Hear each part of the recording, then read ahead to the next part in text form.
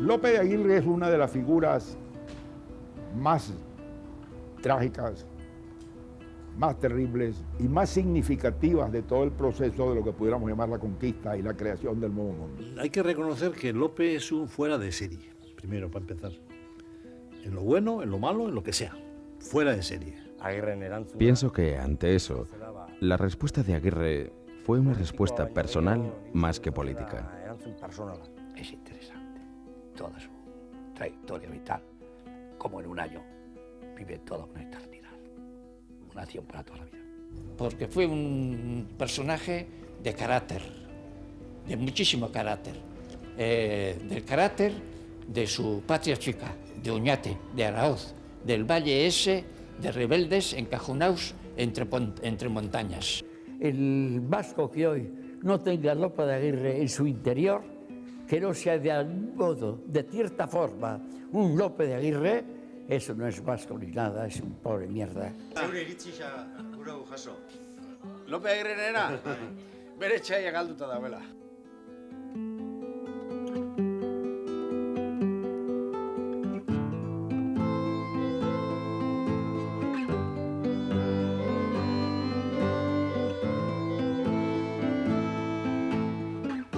Lope de Aguirre, el personaje central de esta historia, nació en Oñate a principios del siglo XVI y emigró en su juventud a las Indias.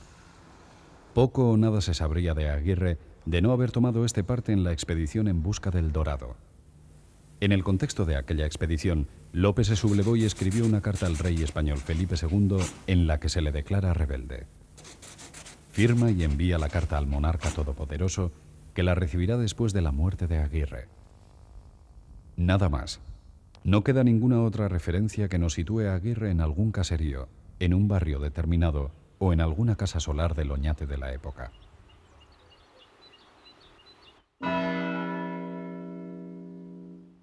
Iñaki Zumalde, historiador y vecino de Oñate, lleva muchos años tras el rastro perdido de Aguirre. Revisó los archivos eclesiásticos y el de protocolos de Guipúzcoa. Luego, en Sevilla, se sumergió en el archivo de Indias y más tarde visitó Venezuela en busca siempre de datos que sirvieran para comprender más a fondo a un hombre como Lope de Aguirre. Empecé a investigar a ver qué se sabía de esto. Absolutamente nada no se sabía. Lo único lo que se decía era que él mismo, en su famosa carta a Felipe II, decía que era natural vascongado de Oñate. Luego ahí no había dudas. Entonces, en los archivos parroquiales no había nada que hacer porque los años en que él nació no había constancia de archivos. O sea que empezaron posterior. Tanto Aráoz como Oñate como Urréjola, las tres parroquias que tenían archivos eclesiásticos. Entonces, la siguiente forma es venir aquí, al archivo de protocolos, a ver si había rastros de su personalidad en algún documento. Muy difícil, porque este se marchó joven y yo creo que cuando fue a las Indias a buscar fortuna es que no tenía nada. Luego, si no tenía nada, los pobres de solemnidad no solían pasar delante del notario.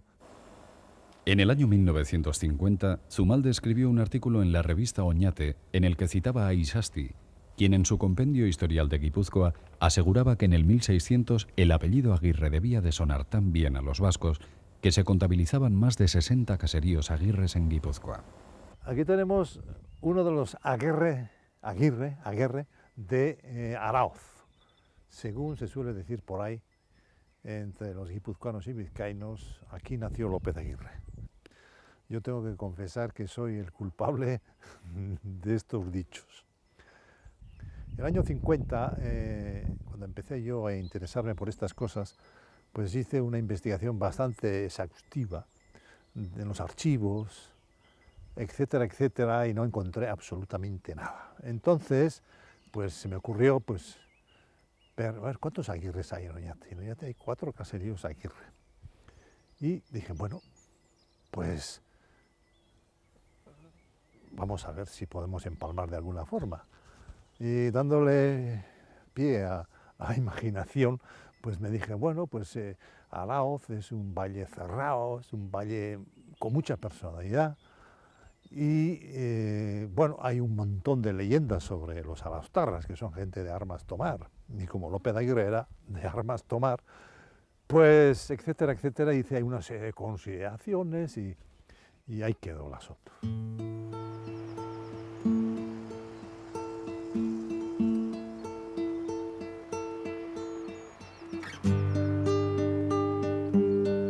Oñate en el siglo XVI se situaba en el límite geográfico de Guipúzcoa y Álava, dentro del que fuera condado de Oñate.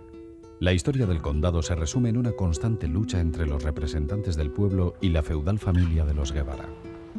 La historia de Oñate durante 3 siglos es una historia de pleitos. Los Oñate debían de ser nuestros antepasados debían de ser gente muy bragada, que se pasaba la vida peleándose. Cuando no se peleaba a palos, se iban al tribunal. Y allí se gastaban los dineros que daba gusto. Entonces, yo creo que es posible que cuando López de Aguirre crece, va pasando los años, pues él se da cuenta del ambiente que se vivía aquí. Es un ambiente de suspicacia continua, no muy agradable, ¿no? Aparte de eso, tampoco creo que había muchas posibilidades de salir para adelante. Un hombre ambicioso, pues o tenías que trabajar por el campo o en alguna ferrería de las varias que había aquí, o si no, ser paniaguado del conde. Y eso, claro, un hombre como Lope, que según parece, pues era un hombre que tenía a mucha gala ser lo que era, pues yo creo que no se debía encontrar muy a gusto. Entonces es muy lógico que en aquella época en que ya por toda la península andaba el rum de que en América, en las Indias, muchos iban a hacer las Indias, algunos como soldados y otros pues pero la mayoría al principio iban como soldados, luego más tarde ya iban cada uno por su cuenta, etcétera. Pero al principio todo eso estaba reglamentado y tenías que ir pues en determinadas compañías de tropas, etcétera, etcétera. Pero vamos, como la leva era continua, voluntarios había por todos los lados. Y entonces, pues es posible que Lope pues no se sintiera muy a gusto en su tierra y se fuera por ahí a correr mundos a las Indias. Es posible.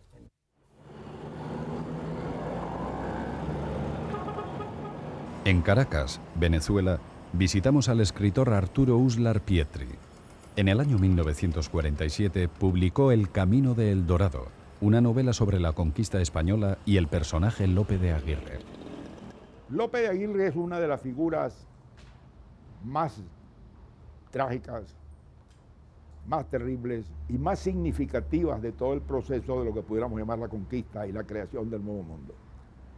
Él simboliza en su vida tan trágica, en esa insurrección loca que lo lleva a esa aventura que va a terminar en el desastre mayor para él y para lo que él pensaba.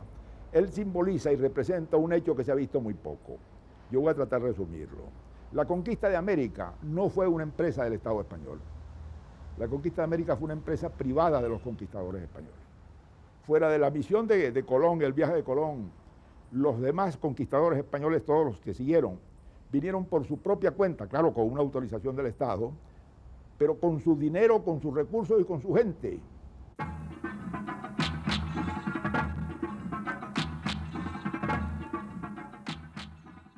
Hogei urte paraje basati hauetan erregez ezagun batentzako lurrak irabazten. Eta jaso dudan sari bakarra zango erren hau. Besterik ez. Urtsua luak, Eldorado lurretan murgilduko ginela agindu zigun. Ametsa eta liluramendua zen guztia. Mucho más él, que era un conquistador fracasado, porque López Aguirre llega a ser viejo. En el siglo XVI, un hombre de 50 años era un hombre muy viejo. Tenía un tiro, una pierna de más.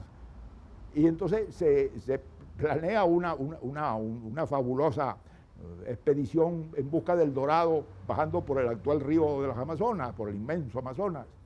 Y él se enrola allí, pero él se enrola con la idea muy clara de que no en busca del Dorado, y que el Dorado no existe, que el Dorado está en Lima, y que él va a lograr apoderarse de aquella expedición. lo que intenta hacer y logra hacer a base de crímenes terribles, para volverse con esa gente sobre el Perú y apoderarse del Perú, que es el Dorado. El año 1982, un grupo de amigos y cineastas aficionados comienza a rodar en Oñate la película Aguirre. El profesor José Ramón Zarqueta interpretó el papel de Aguirre. Pues cuando empezamos con este trabajo sobre Aguirre, pues no sé, puede que entonces tuviéramos muy claras las cosas. ¿Qué queríamos hacer? Pero, sea como fuere, pienso que quisimos reflejar los últimos momentos de la vida de un vasco, de un oñatiarra, el final, esos últimos momentos en que había perdido toda esperanza. Se encontraba desesperado y, de alguna manera, eligió su propia muerte. Pienso que ante aquella situación, la respuesta de Aguirre fue, más que política, una respuesta personal. Él llegó a un punto en que vio muy claro que lo que allí estaban haciendo no tenía ningún valor, ni para ellos, ni para nadie. Y por ello decidió matar. Que él moriría lo tenía claro, pero antes de llegar a esa última situación, plantearía una lucha. La veo como una figura patética, una de las figuras más extraordinarias de la conquista y más reveladoras, porque revela todos estos conflictos que generalmente la gente no ve. La gente no ve los inmensos conflictos de conciencia, de moral, de derecho que representó la aventura de los conquistadores españoles. Y en el caso de López Aguirre se da patéticamente. Badakizu zer egingo duen Agirrek? Entregatu aurretik, arbolak botako ditu, eta isla guztia erreko mutur batetik bestera. Eta izu elur honetaz jarraituko da. Traizioa. Traizioa, seme puta. Dios.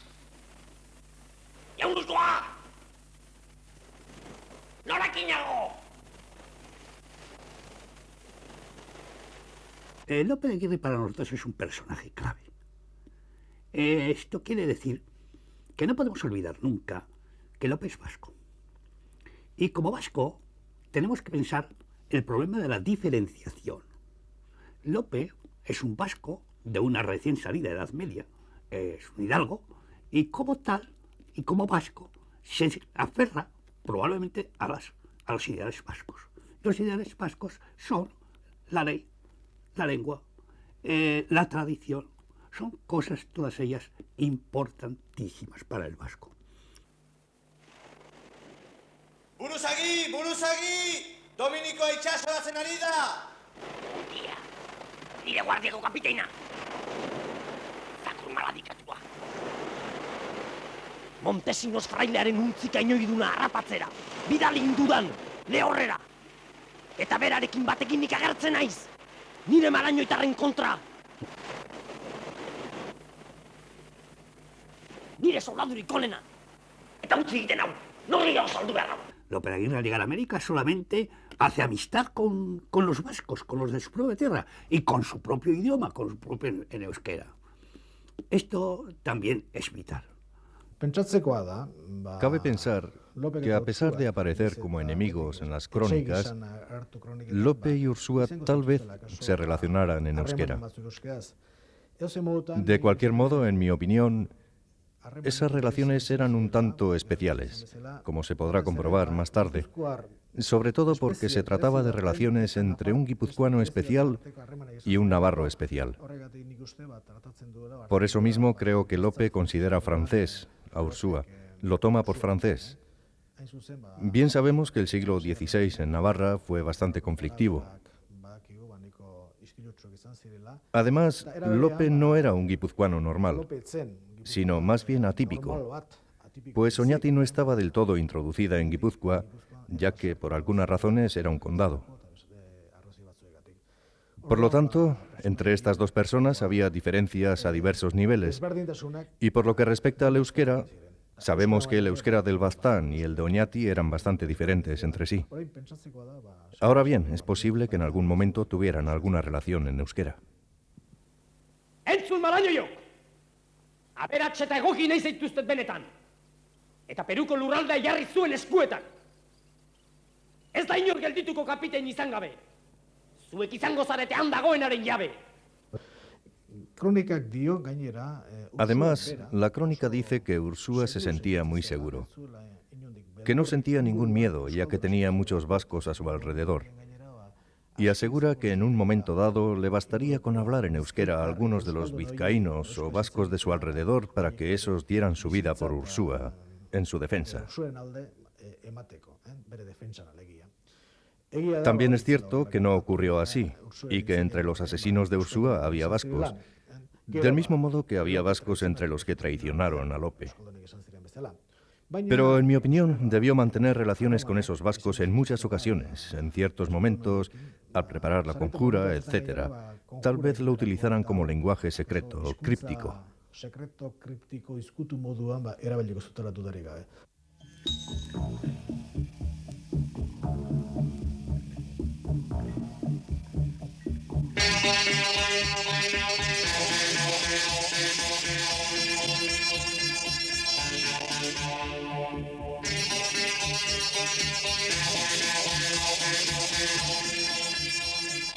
Las andanzas de Lope de Aguirre y de los Marañones quedaron recogidas más tarde en las crónicas que escribieron algunos soldados que le acompañaron en la expedición del Dorado.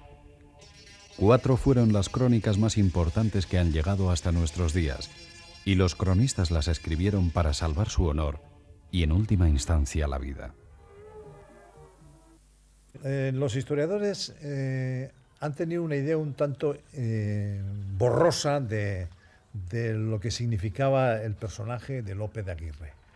Los cronistas escribieron, casi todos, como justificando, mejor dicho, para justificarse de su actuación como marañones, o sea, como miembros de la expedición en la cual Lope de Aguirre se hizo famoso. Ocurre que estas crónicas